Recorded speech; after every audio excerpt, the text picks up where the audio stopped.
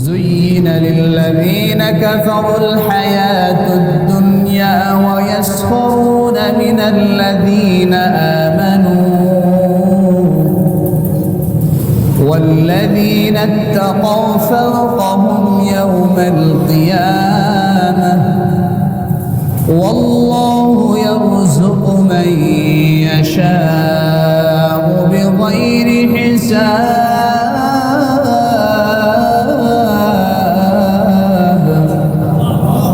আল্লাহ বলেন কাফেরদের জন্য দুনিয়ার জীবনটাকে সাজিয়ে দেওয়া হয়েছে, রাঙিয়ে দেওয়া হয়েছে। অর্থাৎ কাফেরদের নিকট এই দুনিয়াই আসল, এই দুনিয়াই সবকিছু, আখেরাত কিছুই না। নাউজুবিল্লাহ বলেন। দুনিয়ায় সবকিছু, আখেরাত কিছু না। এটা কাদের কাছে? আর একটু জোরে, কাফেরদের কাছে।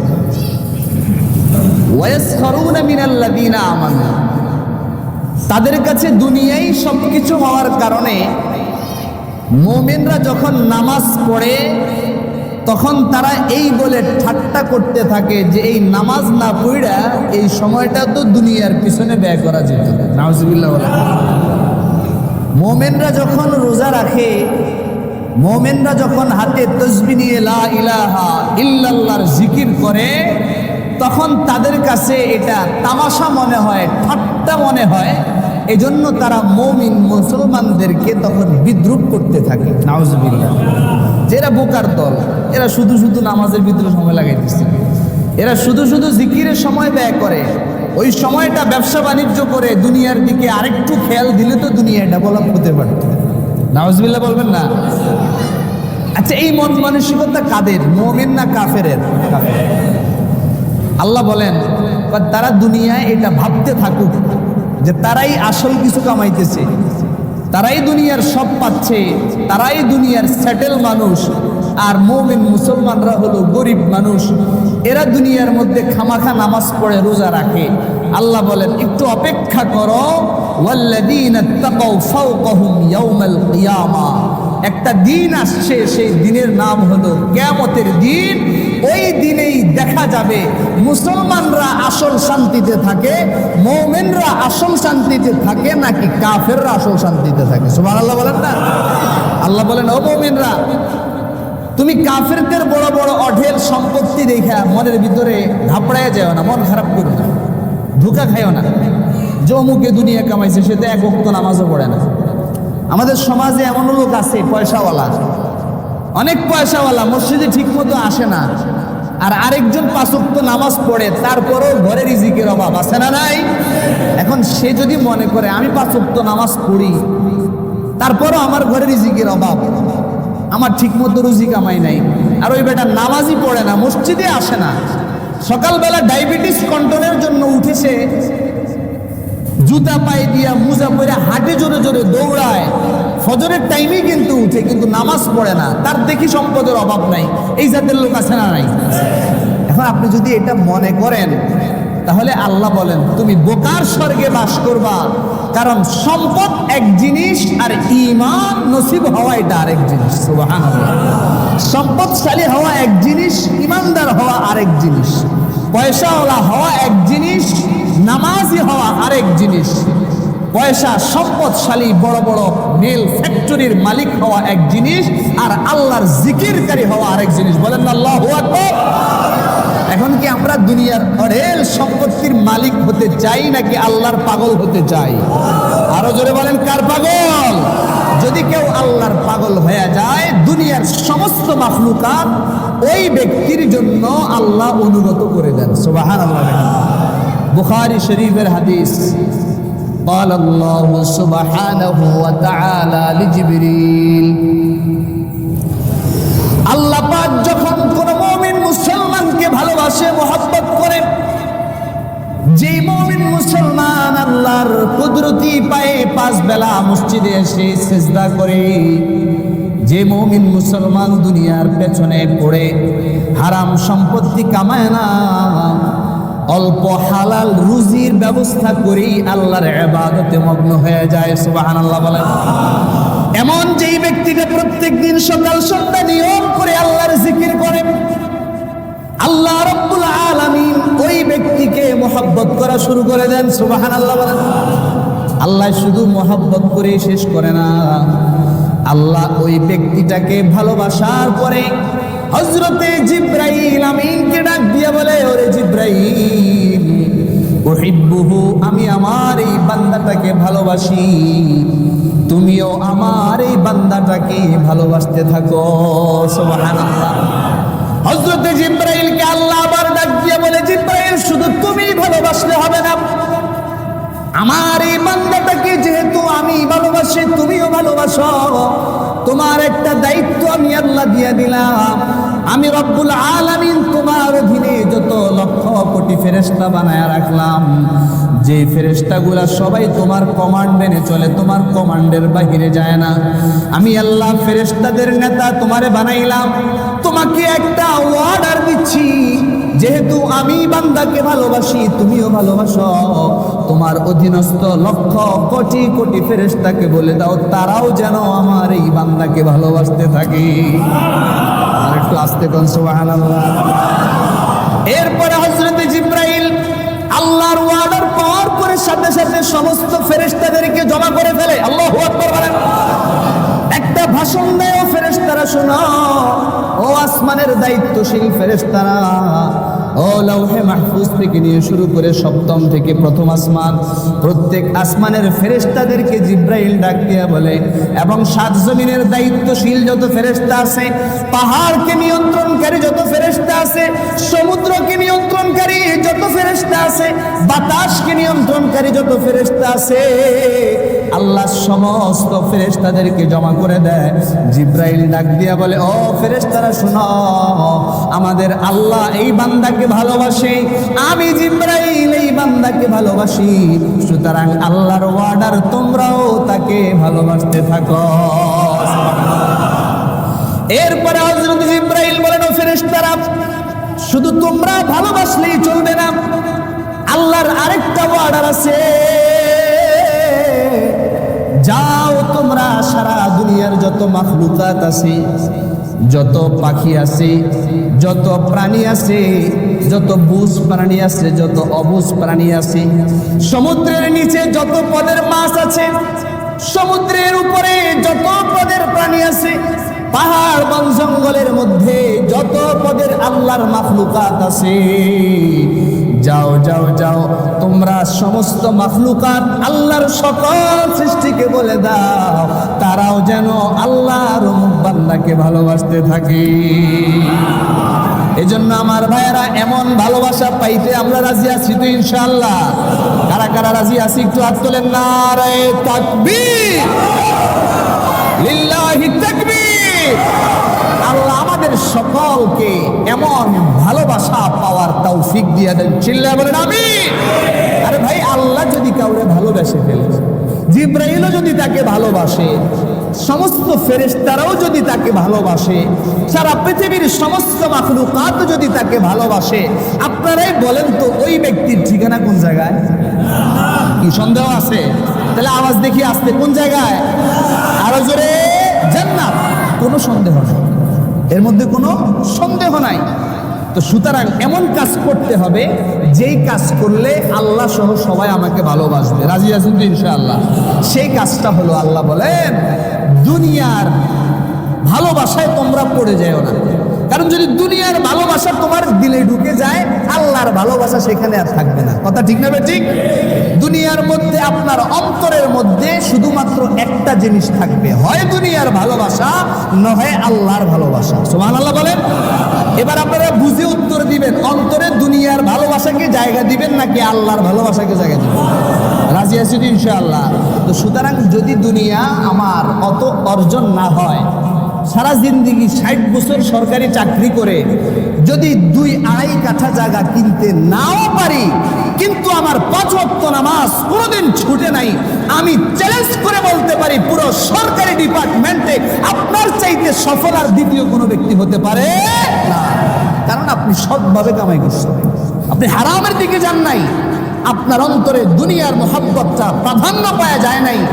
আপনি নামাজ রোজা করার পাশাপাশি যতটুকু সম্ভব হয়েছে ততটুকুই হালাল পন্থায় কামিয়েছেন এবং তার উপরে সন্তুষ্ট আছেন আর মাওলার ইবাদত করে যাবেন, ইনশাআল্লাহ ইন্তেকাল করতে দেরি আল্লাহর ভালোবাসা পেয়ে জান্নাতে যেতে দেরি হবে না। সুবহানাল্লাহ বলেন। এমন দুনিয়া বিমুখ হয়ে আল্লাহর জান্নাতে যদি যাওয়া যায় তাহলে এর চাইতে বড় সফলতা আর কিছু হতে পারে না। এজন্য আল্লাহ বলেন, ও দুনিয়ার মুসলমান মুমিনেরা, কাফেরদের সম্পদ দেখে, তারা দুনিয়ার বড় বড় কোম্পানির মালিক দেখে তোমরা মনে মনে হীনমন্যতায় ভুগবা না। তোমরা এই আশায় থাকবা যে আমি আল্লাহ তোমাদেরকে ভালোবাসি। সুবহানাল্লাহ। দুনিয়ার যত লোভ লালসা অন্তর থেকে দূর করা যাবে ততই আল্লাহর ভালোবাসা পাওয়া যাবে। শুধু তাই না, আল্লাহ বলেন ওয়াল্লাহু ইয়ারযুকু মান ইয়াশাউ বিগাইরি হিসাব। আল্লাহ যাকে চান তাকে ঈমানের সাথে সম্পদ দান করেন। সুবহানাল্লাহ। আচ্ছা বলেন তো, বড় সম্পদশালী আবার 5 ওয়াক্ত নামাজি আছে না নাই? অনেক কোটি কোটি টাকার মালিক আবার রমজানের রোজা একটাও ভাঙে না, এমন আল্লাহওয়ালা আছে না নাই? ঢাকা শহরে 7 তলা 10 তলার মালিক, মনের ভিতরে কোনো অহংকার নাই, নিজে গেট খুলে ফজরের নামাজে মসজিদে আসে, এমন বান্দাও আছে না নাই? আছে। যদি না থাকতো তাহলে দুনিয়ায় তো ঠিক থাকতো, আছে। সুতরাং রিজিক সম্পদ এটা মূল বিষয় নয়, আসল মূল বিষয় হলো আপনার ভিতরে আল্লাহর ভয় কতটুকু আছে। আর আল্লাহ এটাই বলছেন ওয়াল্লাযীনা তাকাও, আল্লাহ কারো সম্পদ দেখবেন না। নবীও বলেন ইন্নাল্লাহা লা ইয়ানজুরু ইলা সুওয়ারিকুম ওয়া আমওয়ালিকুম, আল্লাহ তোমাদের কার চেহারা কত সুন্দর এটা দেখবেন না, ওয়া আমওয়ালিকুম কে কত টাকার ব্যাংক ব্যালেন্স করছো সেটা দেখবেন না, ওয়ালাকিন ইয়ানজুরু ইলা কুলুবিকুম ওয়া আ'মালিকুম, আল্লাহ দেখবেন তোমাদের অন্তরের ভিতরে আল্লাহর ভয় কতটুকু আছে এবং তোমাদের ঈমান আমল কতটুকু আছে। সুবহানাল্লাহ বলেন। তাহলে জোরে বলেন, আল্লাহ মানুষের চেহারা কার কত সুন্দর সেটা দেখবেন, আসতে কোন কেন সেটা দেখবেন। আল্লাহ কার কত টাকা ব্যাংকে জমা আছে সেটা দেখবেন। তাহলে কি দেখবেন? আল্লাহ মানুষের তলব দেখবেন, অন্তর দেখবেন, অন্তরে আল্লাহর ভয় কতটুকু আছে। সুবহানাল্লাহ বলেন না? কারণ এটাই মূল জিনিস। আমি বারবার বয়ানে বলি, আসল মেডিসিনের নাম হলো তাকওয়া। আসল মেডিসিনের নাম কি? এই তাকওয়া নামক মেডিসিন যার অন্তরে ঢুকে যাবে তার জন্য গুনাহ ছাড়া সহজ হয়ে যাবে। সুবহানাল্লাহ। কোনো সিকিউরিটি গার্ড লাগবে না, কোনো গার্ড লাগবে না, কাউকে পাহারায় বসাইতে হবে না, কারণ আপনার মূল সিকিউরিটি গার্ড হলো এটাই যে আল্লাহর ভয় দিলে আছে। সুবহানাল্লাহ বলেন। আপনি পুরো রুমে একা, কেউ আপনারা দেখে না, আপনার রুমে যদি আপনি গেটটা লাগায় বসে থাকেন কথার কথা, আর বসে বসে মোবাইলটা আপনি টিপতে থাকেন, দুনিয়ার কেউ কি আপনাকে দেখতেছে? আপনার জানালাও লাগানো, জানালার মধ্যে আবার পর্দাও দেওয়া, দরজাও লাগানো, আর কোনো ফাঁকা নাই, এই রুমের ভিতরে আপনি একা। এখন মোবাইল টিপে যদি আপনি বয়ান শুনেন অথবা কোরআনের তিলাওয়াত শুনেন, আপনাকে দেখতেছে কে? আর একটু জোরে বলেন, আল্লাহ। আবার যদি কোরআন তেলাওয়াত না শুনে যদি একটা হিন্দি গান বাজায় দেন, সেটাও দেখে কে? আল্লাহ। তাহলে আপনি কোরআন শুনলেও দেখে আল্লাহ, গান শুনলেও দেখেন আল্লাহ, আপনি কোরআনের বয়ান শুনলে শুনেন আল্লাহ, আপনি যদি আবার খারাপ কোনো বয়ান শোনেন সেটাও শুনে কে? আল্লাহ। সুতরাং যেহেতু আল্লাহর সিসি ক্যামেরায় আমরা সব সময় নিয়ন্ত্রিত, এই জন্য ভয় পেতে হবে কাকে? আল্লাহকে। রাজি আছেন তো ইনশাআল্লাহ? আল্লাহ আমাদের সকলের অন্তরে এই মেডিসিনটা ঢুকিয়ে দেন। চিল্লায় বলেন আমিন। দুনিয়ার মেডিসিন, দুনিয়ার ভালোবাসা, দুনিয়ার মোহাব্বত অন্তর থেকে দূর করলে কেমন হবে, আল্লাহ কেমন আচরণ করবে? ইতিহাসের পাতায় একটা জ্বলন্ত উদাহরণ আমাদের সকলের জন্য রয়ে গেছে। শুনবেন নি আপনারা? আমলের নিয়তে শুনবেন তো ইনশাআল্লাহ? ইতিহাসের পাতায় লেখা, এই খলিফার নাম হলো খলিফা অথবা বাদশাহ হারুনুর রশিদ। নাম শুনছেন নি আপনারা? বাদশাহ হারুনুর রশিদ আব্বাসীয় খেলাফতের ৫ম বাদশাহ ছিলেন। আব্বাসীয় যে খেলাফত, ওই খেলাফতের কততম বাদশাহ? সবাই একটু বুঝবেন ভালো করে, কততম বাদশাহ? ৫ নাম্বার। উনার জন্ম হলো ৭৬৩ খ্রিস্টাব্দের ১৭ই মার্চ অথবা ফেব্রুয়ারির মাসের ৭৬৬ খ্রিস্টাব্দের ফেব্রুয়ারি মাসে উনি জন্মগ্রহণ করেন। উনি বাগদাদের খেলাফতের আসনে আমিরুল মুমিনিন পুরো ইসলামী বিশ্ব ব্যবস্থার আমির হয়েছিলেন 786 খ্রিস্টাব্দে। কত খ্রিস্টাব্দে? 786 খ্রিস্টাব্দ থেকে 809 খ্রিস্টাব্দ পর্যন্ত উনি পুরো বাগদাদ সহ মুসলিম বিশ্ব শাসন করেছিলেন। সুবহানাল্লাহ বলেন। 786 থেকে 809 পর্যন্ত অনেক বছর তিনি ইসলামী খেলাফত শাসন করেছিলেন এবং উনার খেলাফত কালেই ইসলামী বিজ্ঞান এবং ইসলামী সঙ্গীত চর্চা অনেক বেশি প্রভাব বিস্তার লাভ করেছিল। সুবহানাল্লাহ বলেন। অনেক কাজ করে গিয়েছিলেন এক কথায় ইসলামের জন্য। নাম হারুনুর রশিদ। নাম কি ভাই? হারুনুর রশিদ। পুরো বাগদাদের বাদশা, পুরো বিশ্ব ব্যবস্থার বাদশা, আমিরুল মুমিনিন। তার লক্ষ লক্ষ বাহিনী ছিল, তার প্রভাব প্রতিপত্তির কোনো অভাব ছিল না। তার একজন 16 বছরের যুবক ছেলে ছিল। বাবা এত বড় বাদশা, ওই সন্তান কোন রাজ দরবারের কোন রাজার মহলের কোন রুমের মধ্যে থাকে না। তার বাবা পুরো পৃথিবী শাসন করে। তার বাবা ইসলামী খেলাফতের অধীনে যত জায়গা সব শাসন করে। তার বাবার পিছনে লক্ষ লক্ষ বাহিনী ঘুরঘুর করে তাকে পাহারা দেয়। তার বাবার কোনো সম্পত্তির অভাব নাই, কোনো স্বর্ণ রূপা হীরা জওহরত মণিমুক্তার কোনো অভাব নাই, দামি দামি পোশাকের কোনো অভাব নাই। কিন্তু খলিফা হারুনের ওই 16 বছরের যুবক বাবার রাজপ্রাসাদের কোনো কামরার মধ্যে সে থাকে না। সুবহানাল্লাহ বলেন।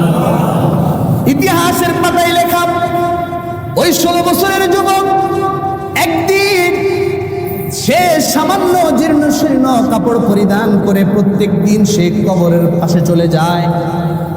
কবরের পাশে যায়া এবং উলামায়ে কেরামদের মজলিসে যায় বয়ান শুনতেন, কোরআনের আয়াত শুনতেন। সুবহানাল্লাহ বলেন। সেখান থেকে যায়া তার অন্তর থেকে দুনিয়ার মহব্বত সে দূর করে দেয়। আল্লাহু আকবার বলেন না। তার বাবা হলো বাদশাহ, কিন্তু সে দুনিয়ার মহব্বত দিলে রাখে না।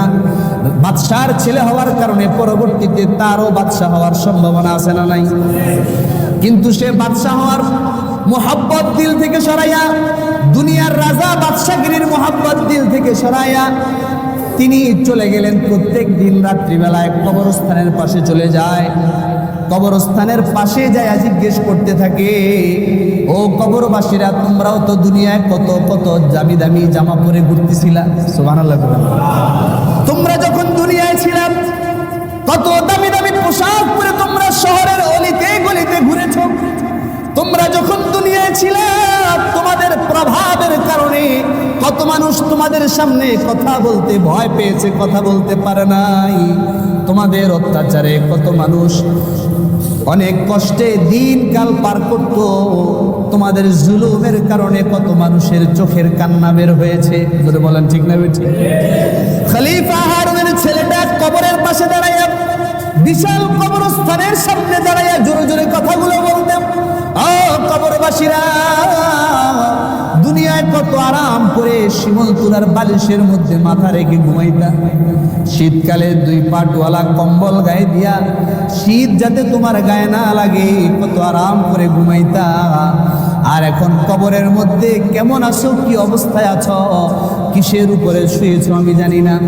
আমি যদি জানতাম তোমরা কি অবস্থায় আছো, অথবা আল্লাহ তোমাদেরকে কি প্রশ্ন করেছে আর তোমরা কি জবাব দিয়েছ, এটা যদি আমি জানতাম তাহলে আমার জন্য কতই না সহজ হয়ে যাইত। জোরে বলেন সুবহানাল্লাহ।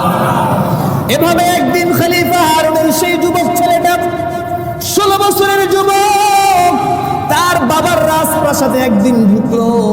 পরনের মধ্যে ছিঁড়া ফাড়া একটা সাধারণ জামা আর মাথার মধ্যে লুঙ্গি পেঁচায় ঢুকছে। সুবহানাল্লাহ। তার বাবা বাদশাহ সিংহাসনে বসা। বাদশাহ হারুনুর রশিদের মন্ত্রী পরিষদের লোকেরা 2 পাশে এভাবে সিরিয়াল দিয়ে দাঁড়ানো। আমাদের সংসদে সংসদ অধিবেশন অনুষ্ঠিত হয়, গোল করে সমস্ত মন্ত্রী এমপিরা বসে, আর তৎকালীন ইসলামী খেলাফতের বাদশারা তাদের মন্ত্রীরা 2 পাশে সিরিয়াল দিয়ে দাঁড়ায় থাকতো। এভাবে খলিফা হারুনুর রশিদের মন্ত্রীরা দাঁড়ায় আছে। গুরুত্বপূর্ণ মিটিং চলছে। এমন সময় ওই সেই 16 বছরের যুবক ছেলেটা মাথার মধ্যে লুঙ্গি পেঁচায়া সাধারণ ছিঁড়া ফাড়া একটা জামা পইরা ওই রাজপ্রাসাদের মধ্যে ঢুকে গেল। ঢুকার পরে এবার মন্ত্রীরা এমপিরা একজন আরেকজনের কানে বলতে লাগলো, কয় আমাদের বাদশার এই ছেলেটার কারণে বাদশার দুর্নাম বদনাম হয়ে যাবে অন্যান্য বাদশার কাছে। নাউজুবিল্লাহ। কেন বদনাম হওয়াটা স্বাভাবিক, কারণ এত পাওয়ারফুল একজন বাদশা, তার ছেলে পাগলের মতো লুঙ্গি পেছাইয়া ছিঁড়ে ফাড়া জামা পরে, এটা বাদশার অসম্মানী হবে কি হবে না? হবে। মন্ত্রীরা যখন কানা ঘুষা শুরু করলো, এবার খলিফা হারুন রশিদের কানের মধ্যে আওয়াজ গেল যে এই ছেলের কারণে তো আমাকে বেজ্জতি হতে হবে, আমার তো বদনাম হয়ে যাবে। এটা শোনার পরে খলিফা হারুন রশিদ ছেলেকে ডাক দিয়ে বলল, বাবা তুমি একই জামা পরে আসছো, তোমার জন্য কি আমি কত দামি দামি জামা কিনে দেই নাই? তোমার জন্য কত সুন্দর সুন্দর মণিমুক্তা খচিত জামা আমি তোমার জন্য নিজের হাতে ক্রয় করেছিলাম, তুমি সেগুলো না পরে এটা কি পরে আসছো? তোমার কারণে তো আমার বদনাম হয়ে যাবে, তোমার কারণে তো আমি লজ্জিত হয়ে যাব। আমার এই রাজপ্রাসাদে সারা পৃথিবী থেকে বড় বড় রাজা বাদশারা আসে, তারা যদি আইসা দেখে তোমার এই অবস্থা, আমার বদনাম হয়ে যাবে। এটা বলার পরে খলিফা হারুনের সেই যুবক ছেলেটা অনেকক্ষণ চুপ করে দাঁড়িয়ে থাকে। এবার পাশে বাদশার একটা পাখি দেখা যায়, বাদশা ওই পাখিটাকে লালন পালন করে, বাদশার একটা শিকারী পাখি। সেই দিকে ওই খলিফা হারুনের ছেলেটা তাকায় বলে, ও পাখি, আল্লাহর কসম, যেই আল্লাহর হাতে আমার এবং তোমার প্রাণ, সুবহানাল্লাহ বলেন, যেই আল্লাহর হাতে আমার প্রাণ তোমার প্রাণ, সেই আল্লাহর নামে তুমি আমার হাতের উপরে এসে বসো। সুবহানাল্লাহ। এই কথা বলার পরে ওই পাখিটা আইসা খলিফা হারুনের ছেলের হাতের উপরে সাথে সাথে বসে গেল। সুবহানাল্লাহ। এরপরে আবার খলিফা হারুনের ছেলে বলল, ও পাখি, যেখান থেকে আসছো সেখানে আবার আল্লাহর কুদরতে চলে যাও। সুবহানাল্লাহ বলেন। যেখান থেকে আসছে পাখি আবার সেখানে চলে যায়। এবার বাদশা তাকায় দেখে, আহারে, আমার রাজত্ব তো চলে আমার দুনিয়ার মানুষের উপর, আর আমার ছেলের রাজত্ব শুধু মানুষ না, পাখির উপরেও চলে। সুবহানাল্লাহ। এবার খলিফা হারুনুর রশিদের ওই ছেলেটা ওই কবরের পাশে দাঁড়ায়া এবং তার বাবা সহ মন্ত্রী পরিষদকে একটা কবিতা শোনাইল। তুরাউবিনিল জানাইজু কুল্লা ইয়াউমিন, তুরাউবিনিল জানাইজু কুল্লা ইয়াউমিন ওয়া ইউহজিনুনি বুকাউন নাইহাত। ও বাদশাহ, ও মন্ত্রী পরিষদের লোকেরা, ও বাগদাদের সমস্ত মুসলমানেরা শোনো, প্রত্যেক দিন কত কত মানুষের জানাজা খাটিয়া, লাশের খাটিয়া কবরস্থানের দিকে দৌড়ায়। আমি যখন ওই জানাজার খাটিয়াগুলো দেখি, ওগুলো দেখার সাথে সাথে তখন আর এই দুনিয়া আমার কাছে ভালো লাগে না। সুবহানাল্লাহ বলেন। আমি যখন দেখি জানাজার খাটিয়াগুলো কবরস্থানের দিকে ঢুকে, এগুলো আমার দিলের মধ্যে ভয় সৃষ্টি করে। ওয়াইউহজিনুনি বুকাউন নাইহাত। আর যখন কেউ মারা যায়, তার আত্মীয় স্বজনেরা, ওই মেয়েরা মহিলারা যখন তার মৃত বাবার জন্য, ভাইয়ের জন্য, ছেলের জন্য কান্নাকাটি করে, তাদের ওই কান্নাকাটিটা আমাকে কবরের চিন্তায় বিভোর করে দেয়। বলেন সুবহানাল্লাহ। এরপরে ওই খলিফা হারুনুর রশিদের ছেলেটা বলল, বাবা, আমার কারণে যেহেতু তোমাকে লাঞ্ছিত হতে হবে, আমার কারণে যদি তোমার বদনাম হয়ে থাকে, আমি আপনার কাছে একটা অনুমতি চাই, আর আমি আজকে থেকে আপনার বাগদাদ শহরে আমি থাকবো না। আমাকে যদি আপনি অনুমতি দেন, আমি দূরে কোথাও চলে যাব। আল্লাহু আকবার বলেন। আপনার রাজত্ব নিয়ে, আপনার বাদশাহী নিয়ে আপনি থাকেন, আমি আপনার এই দুনিয়ার চাকচিক্য এগুলো পছন্দ করি না, আমাকে আপনি অনুমতি দিয়ে দেন। এই কথা বলে খলিফা হারুনের সেই 16 বছরের ফুটফুটে গোলাপের মতো ছেলেটা একটা কোরআনুল কারীমের একটা কপি সুন্দর করে গিলাফের মধ্যে পেঁচায়া বুকের মধ্যে জড়ায়া ধরল। আল্লাহু আকবার। আর একটু আস্তে কোন আল্লাহু আকবার। আচ্ছা, আমার কাছে একটু আওয়াজ করে বলেন, রাজপ্রাসাদ থেকে যাইতেছে তার বাবা রাজা, সে যদি চাইতো অনেক স্বর্ণ রূপা মণিমুক্তা নিয়ে যাওয়ার সুযোগ ছিল কি ছিল না? কিন্তু নিচে সবার আগে কি স্বর্ণ নিছে না কোরআন নিছে? আল্লাহর কোরআনটাকে বুকের মধ্যে জড়ায় নিল। এরপরে তার মায়ের রেখে যাওয়া, তাকে হাদিয়া দেওয়া একটা দামি আংটি ছিল, ওই আংটিটা পাশে নিয়েছে। কয়টা জিনিস? এক নাম্বার, বুঝে থাকলে বলেন এক নাম্বার। দুই নাম্বার, এই দুই জিনিস নিয়ে রওনা দিল বাবা সালাম। গায়ের মধ্যে যে পোশাক ছিল আর অন্য কোনো রাজপ্রাসাদের কোনো পোশাক নেয় নাই, এগুলো নিয়ে রওনা দেয়। যেতে যেতে বাগদাদ শহর পাড়ি দেয়, বসরা নামক শহরে চলে যায়। ইরাকের বসরা নামক একটা এলাকা আছে, ইরাকের বসরায় সে চলে যায়। সেখানে যাওয়ার পরে সপ্তাহে 7 দিন মাত্র একদিন রাজমিস্ত্রির কাজ করে, আর বাকি 6 দিন আল্লাহর ইবাদতে কাটায় দেয়। সুবহানাল্লাহ। সপ্তাহে কয়দিন কাজ করে, কয়দিন ইবাদত করে? একদিন কাজ করে শুধুমাত্র শনিবার দিন, আর বাকি 6 দিন আল্লাহর ইবাদত আর কোরআন তিলাওয়াতে সময় পার করে দেয়। সুবহানাল্লাহ। আর ওই একদিন কাজ করার পরে যে পারিশ্রমিক পায়, ওই সামান্য পারিশ্রমিক দিয়ে পুরো সপ্তাহের খাবারের ব্যবস্থা করে। সুবহানাল্লাহ। হযরতে আবু আমির বসরি রাহমাতুল্লাহি আলাইহি তিনি বর্ণনা করেন, হঠাৎ করে আমার বাড়ির একটা দেওয়াল ভেঙে যায়। ওই দেওয়ালটা সংস্কার করার প্রয়োজন হয়, বড় একটা দেওয়াল ভেঙে যায়, আমার বাড়ির বাউন্ডারির দেওয়াল। আমি মনে মনে ভালো একজন রাজমিস্ত্রি খুঁজতে লাগলাম, যেই মিস্ত্রিকে দিয়ে আমি আমার বাড়ির দেওয়ালটা মেরামত করাবো। এরপরে আমাকে একজন লোক সন্ধান দিল, অমুক জঙ্গলে ছোট একটা কুঠুরিতে একটা টকবগে সুন্দর গোলাপের মতো যুবক, সে সুন্দর রাজমিস্ত্রির কাজ করে, তার কাছে আপনি যেতে পারেন। হযরতে আবু আমির বসরি বলেন, আমি তার ঠিকানা অনুযায়ী চলে গেলাম। যাওয়ার পরে যখন আমি তার ওই কুঠুরির কাছে গেলাম, যাওয়ার পরে আমি তার ওই কুঠুরিতে ঢুকার আগেই সুন্দর কণ্ঠে আল্লাহর কোরআনের তিলাওয়াতের আওয়াজ শুনতে পাইলাম। এরপরে আমি কতক্ষণ দাঁড়াইয়া তার সুন্দর কণ্ঠের কোরআন তিলাওয়াত শুনলাম। শোনার পরে আমি তার কামরায় ঢুকলাম, তাকে সালাম দিলাম। সালাম দেওয়ার পরে কোরআনটা বন্ধ করে আমার সালামের জবাব দেয়। জবাব দেওয়ার পর আমি বললাম, যুবক, তুমি নাকি সুন্দর রাজমিস্ত্রির কাজ করতে পারো। তখন সে বলল, কাজ করবা নাকি? বাদশাহ হারুনের ছেলে বলে, হ্যাঁ অবশ্যই, কাজ না করলে তো রিজিকের ব্যবস্থা হবে না। রিজিক তো দিবেন আল্লাহ, তবে কাজটা হবে আমার উসিলা। সুবহানাল্লাহ বলেন। হ্যাঁ, আমি কাজ করব, কাজের জন্যই তো দুনিয়ায় আসছি।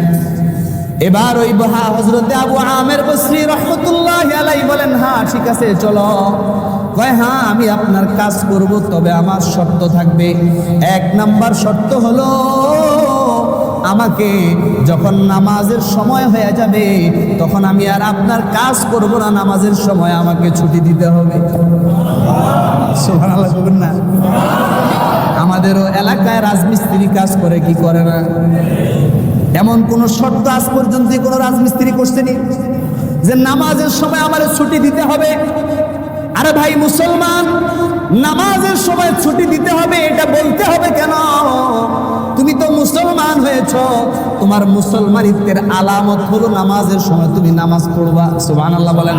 আল্লাহর নবী বলেন, কোন মুসলমান যদি নামাজ না পড়ে, নামাজ বাদ দিতে দিতে দিতে দিতে এক পর্যায়ে সে কাফেরের মতো হয়ে যায়। বলেন নাউজুবিল্লাহ। কারণ আসসালাতু ফারিকুম বাইনাল মুমিনি ওয়াল কাফির, কারণ একমাত্র নামাজ হলো মুমিন আর কাফেরের মাঝে ডিভাইডেড সৃষ্টিকারী। সুবহানাল্লাহ বলেন। নামাজ যদি কেউ না পড়ে, বারবার জিন্দেগির কোনো নামাজই পড়ে না, সে মুসলমান থাকতে পারে না। এজন্য খলিফা হারুনের ছেলে বলল, 1 নম্বর শর্ত আমাকে নামাজের সময় ছুটি দিতে হবে। 2 নম্বর শর্ত আমাকে 1 দিরহাম এবং আরেক দিরহামের 6 ভাগের 1 ভাগ পারিশ্রমিক দিতে হবে, এর চাইতে বেশি দেওয়া যাবে। তাহলে শর্ত হলো কয়টা? 1 নাম্বার, নামাজের সময় ছুটি দিতে হবে। আমার যে সমস্ত রাজমিস্ত্রি ভাইয়েরা কাজ করেন, এর থেকে একটা শিক্ষা, নামাজের সময় আপনাকে কোনো মুসলমান ধরে রাখবে না, নামাজের অনুমতি দিবে কি দিবে না? কেউ কি নামাজের জন্য আটকায় না? আমাদের মসজিদেরও যখন কাজ হয়, এখানে নামাজ চলে আর রাজমিস্ত্রিরা কাজ করতে থাকে। কথা ঠিক না বেঠি? তাহলে কেমন মসজিদের কাজেও যদি নামাজটা না ধরতে পারে, এর মতো পোড়া কোপাইলে আর কোনো ব্যক্তি হতে পারে না। বাদশাহ হারুনের ছেলে দুইটা শর্ত করার পরে রাজি হয়ে গেলেন, ঠিক আছে চলো। চলার পরে হারুনের ছেলে সারাদিন কাজ করলো। হযরতে আবু আমের বসরি বলেন, আমি তাকে কাজে লাগাই দিয়ে আমার কাজে ব্যস্ত হয়ে গেলাম, চলে গেলাম। সন্ধ্যাবেলায় আমি যখন আসলাম, এসে দেখি সে এমন কাজ করেছে যে একজন নয়, দুইজন নয়, একাই 10 জনের কাজ করে ফেলেছে।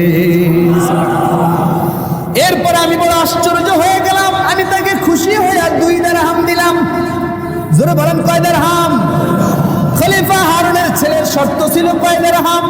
1 দিরহাম আর আরেক দিরহামের 6 ভাগের 1 ভাগ। ওই 2 দিরহাম দেওয়ার পরে বাদশাহ হারুনের ছেলে বলে, না না না, আপনি আমাকে 2 দিরহাম কেন দিলেন? আমার তো 1 দিরহাম আর 6 ভাগের 1 ভাগই যথেষ্ট। জোরে বলেন সুবহানাল্লাহ। এরপরে তিনি অতটুকু পারিশ্রমিক নিয়ে চলে গেলেন।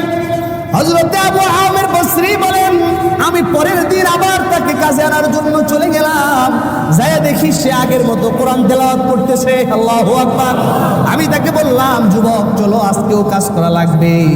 ওই যুবক আমারে বলে, না না না, আমি তো সপ্তাহে মাত্র 1 দিন কাজ করি, আর বাকি 6 দিন আমি আমার আল্লাহর জন্য উৎসর্গ করে দেই।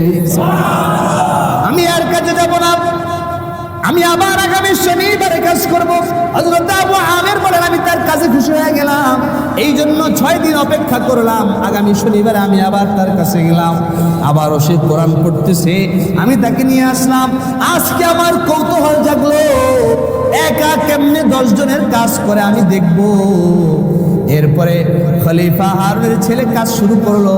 হযরত আবু আমের বলেন, আমি লুকায় লুকায় কাজ দেখলাম। আমি দেখতে পাইলাম এই যুবকটা যখন কাজ করে তার মুখের মধ্যে আল্লাহর জিকির চলতে থাকে। আর একটু আস্তে কর। সে যখন মশলা গুলাইতেছে আর ইটগুলো রেডি করতেছে, যতই কাজ করে ইট নিয়ে আসে, মশলা মিশায়, তখন প্রত্যেকটা সেকেন্ডে সেকেন্ডে তার জবান দিয়ে আল্লাহ বের হয়। আল্লাহু আকবার। অন্য কোনো কথা নাই, অন্য কোনো আড্ডা নাই, অন্য কোনো কাজ নাই। সে কাজ করে আর মুখ দিয়ে আল্লাহর জিকির করে। হযরতে আবু আমের বসরি বলেন, আমি তাকায় দেখলাম এই যুবকটা যখন মশলাগুলো গুলায়া দেওয়ালের উপরে বসায় দেয়, আর তখনই অটোমেটিকলি ইটগুলো আইসা আপনা আপনি গেঁথে যায়। তখন আমি বুঝতে পারলাম এ কোনো সাধারণ রাজমিস্ত্রি না, এ কোনো সাধারণ রাজমিস্ত্রি না, এ তো আল্লাহর একজন জিন্দা ওলি। আল্লাহু আকবার। এ তো আল্লাহর বন্ধু। এখন তিনি বুঝতে পারলেন তার সাথে আল্লাহর সম্পর্কটা কত গভীর। দুনিয়া ছেড়ে দিয়ে দুনিয়ার পেছনে না পইরা আল্লাহর মোহাব্বত দিলে ঢুকাইছে, কোরআনের মোহাব্বত দিলে ঢুকাইছে, যার কারণে আল্লাহ তারে মোহাব্বত করেছে এবং আল্লাহর সৃষ্টি মাটি থেকে ইটও তাকে ভালোবাসা শুরু করছে। এরপরে হযরত আবু আমের বসরি বলেন, আমি খুশি হয়ে আজকে তাকে 3 দিরহাম দিলাম। জোরে বলেন কয় দিরহাম? 3 দিরহাম দেওয়ার পরে সে আমাকে বলল, আমি ওই 1 দিরহাম আর 6 ভাগের 1 ভাগই নিব, আর বেশি নিব না। সুবহানাল্লাহ। ওটা নিয়ে চলে গেলেন। আবু আমের বলেন, আমি পরের সপ্তাহের জন্য অপেক্ষা করতে লাগলাম।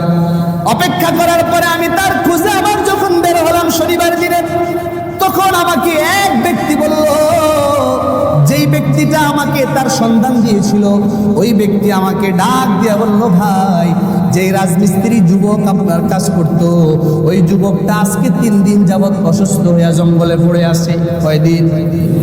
3 দিন যাবৎ অসুস্থ হয়ে পড়ে আছে। আমি দৌড়ায় গেলাম, কারণ আমি জানি সাধারণ কোনো মানুষ না, আল্লাহর ওলি। আমি তার কাছে যায় দেখি ওই যুবকটা মাথার নিচে ইট দিয়ে শুয়ে শুয়ে আল্লাহর জিকির করে। মাথার নিচে কি দিছে? বালিশ, ইট। একটা বাদশার ছেলে দুনিয়ার মোহাব্বত দিল থেকে সরাইয়া মাথার নিচে একটা ইট দিয়ে শুয়ে আছে। বলেন না আল্লাহু আকবার। সে চাইলে শিমলপুরার বালিশ মাথায় দেওয়ার সুযোগ আছে না নাই? সে চাইলে তৎকালীন পৃথিবীর দামি কম্বল এবং দামি বিছানায় শোয়ার সুযোগ ছিল কি ছিল না? তারপরেও আল্লাহর মোহাব্বতে, দুনিয়ার মোহাব্বত মধ্য ছেড়ে দিয়া ইটের উপরে শুয়ে আছে আর মারাত্মক অসুস্থ, তার কোনো জ্ঞান নাই, অজ্ঞান হয়ে আছে, কিন্তু তারপরেও জিহ্বাটার মধ্যে আল্লাহর জিকির চলতেছে। এরপর আমি তাকে সালাম দিলাম, একবার সালাম দিলাম কোনো জবাব নাই, দুইবার সালাম দিলাম কোনো জবাব নাই, 3 নম্বর বার সালাম দেওয়ার পরে চোখটা খুলে আমার দিকে তাকায়, তার জ্ঞান ফিরে আসে। আমাকে দেখে সে চিনতে পারলো, চিনতে পেরে আমি তাকে দেখে সাথে সাথে তার মাথাটা আমার রানের উপরে নিয়ে শোয়াইলাম। সুবহানাল্লাহ। তার মাথাটা আমার রানের উপরে রাখার পরে ওই খলিফা হারুনুর রশিদের ছেলেটা হযরত আবু আমের বলেন, আমি এখনো তারে চিনি না, আমি তো জানি একজন রাজমিস্ত্রি, তবে আল্লাহর ওলি। এবার সে আমাকে বলতে লাগলো, এক জিল কোরআন শরীফ আমাকে হাতে দিল আর একটা আংটি দিল। এই দুইটা জিনিস আমাকে দিয়া বলল, ও ভাই, আপনি কোরআন কারীমটা এবং এই আংটিটা বাগদাদের যে খলিফা হারুনুর রশিদ আছে, আপনি তার কাছে দিয়া বলবেন একজন অপরিচিত যুবক আপনাকে এগুলো দিয়েছে। সুবহানাল্লাহ। একজন অপরিচিত যুবক আপনাকে এগুলো পাঠিয়ে দিয়েছে। 2 নম্বর, আপনার কাছে আমার ওসিয়ত, আমি যখন মারা যাব আমার আল্লাহর সাথে দেখা করার জন্য দুনিয়া ছেড়ে চলে যাব, আপনি আমার যে কাপড়টা, আমার পরিহিত কাপড় আছে পুরাতন কাপড়, আর যে লুঙ্গিটা আছে, এগুলো দিয়েই আপনি আমাকে কাফন পরাইয়া দিবেন, নতুন কোনো কাপড় দিয়ে আমাকে কাফন দিবেন না। সুবহানাল্লাহ বলেন। হযরত আবু আমের বসরি বলেন, আমি যদি নিজের পয়সা দিয়ে তোমার কাফনের ব্যবস্থা করি তাহলে তোমার সমস্যা কি? খলিফা হারুনের ছেলে বলে, না না না, কাফন যদি পুরাতন হয়, কাফন যদি 10 টাকার হয়, আবার কাফন যদি 10,000-এর হয়, অর্থাৎ দামি কাফন দিলেও মাটি খেয়ে ফেলবে, পুরাতন কাপড় দিয়ে কাফন দিলেও সেটাও মাটিতে খেয়ে ফেলবে। সুবহানাল্লাহ।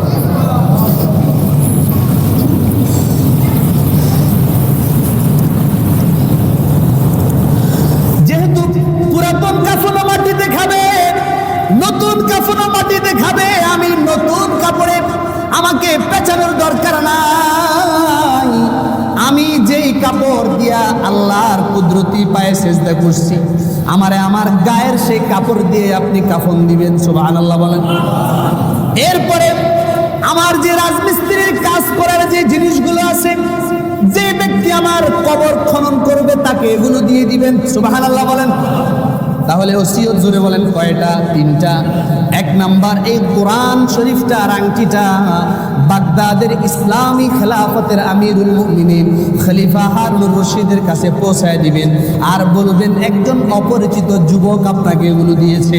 2 নাম্বার ওসিয়ত, আমাকে আমার গায়ের কাপড় দিয়ে কাফন দিবেন, নতুন কাপড় লাগবে না।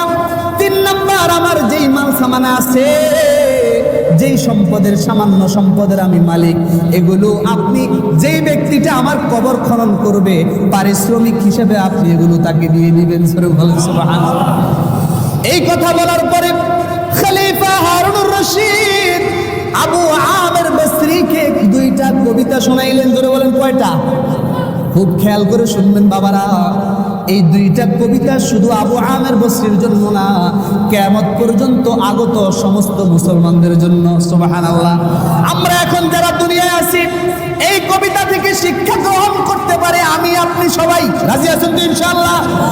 ওই খলিফা হারুনের যুবক ছেলেটা, তার রূহ যখন কবজ হয়ে যাবে, জান চলে যাওয়ার আগে ডাক দিয়া বলল, ইয়া সাহিবি লা তাগতারির বিতানাউবিন, ও আমার ভাই, ও আমার বন্ধু, শোনো, দুনিয়ার নাজ নেয়ামত পাইয়া তুমি ধোকায় পড়ে যাও না। সুবহানাল্লাহ বলেন।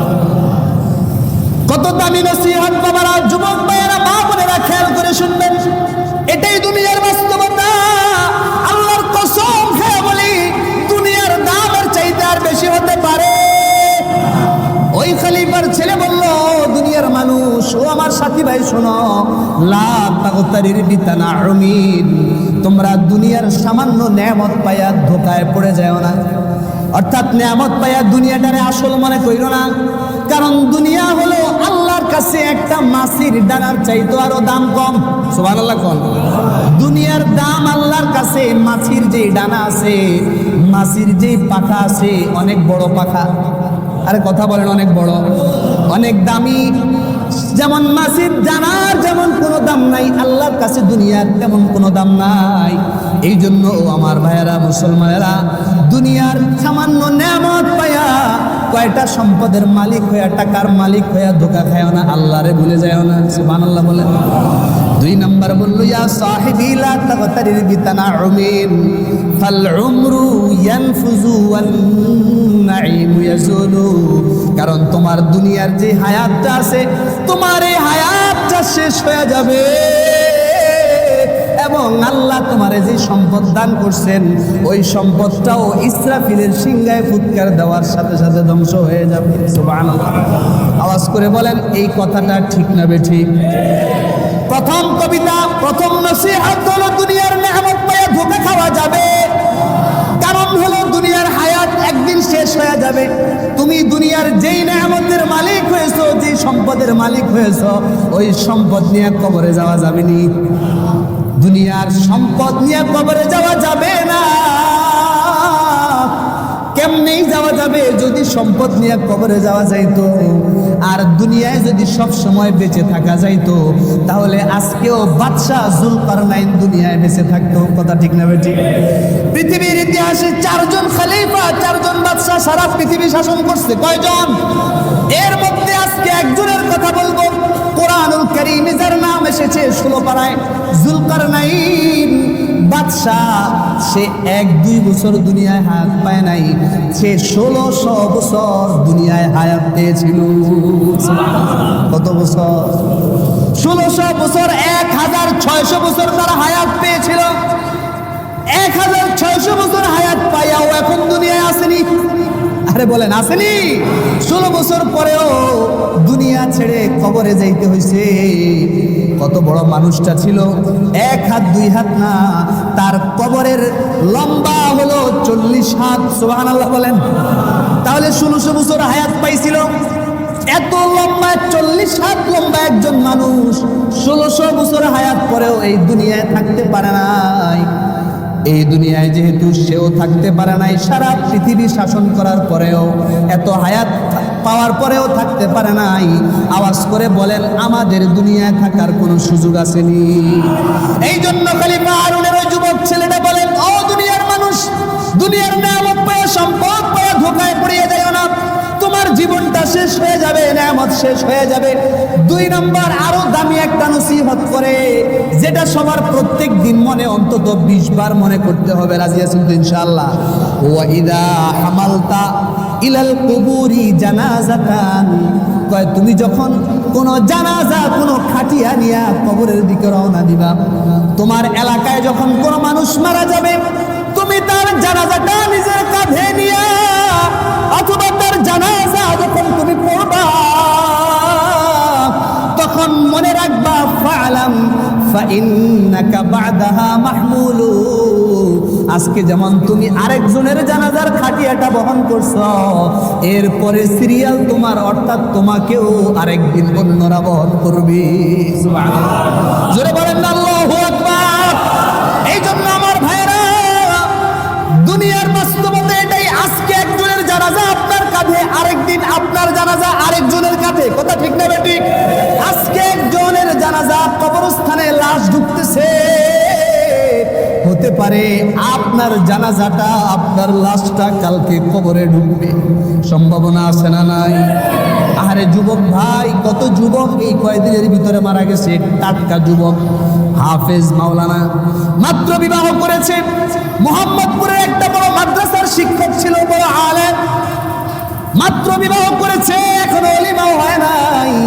তার স্ত্রী সন্তান সম্ভবা ডেঙ্গু জ্বরে আক্রান্ত হইয়া গত 3 দিন আগে মারা গেছে। ও আমার ভাইয়েরা, এই যুবক যদি, টাটকা যুবক যদি চলে যায়, তুমি আর আমি কিসের আশায় বসে আছি?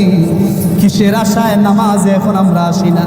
কিসের আশায় হারাম কাজে লিপ্ত আছি? কিসের আশায় গালাগালিতে লিপ্ত আছি? কিসের আশায় সুদের লেনদেনে লিপ্ত আছি, কিসের আশায় সুদের লেনদেনে ঘুষের লেনদেনে লিপ্ত আছি।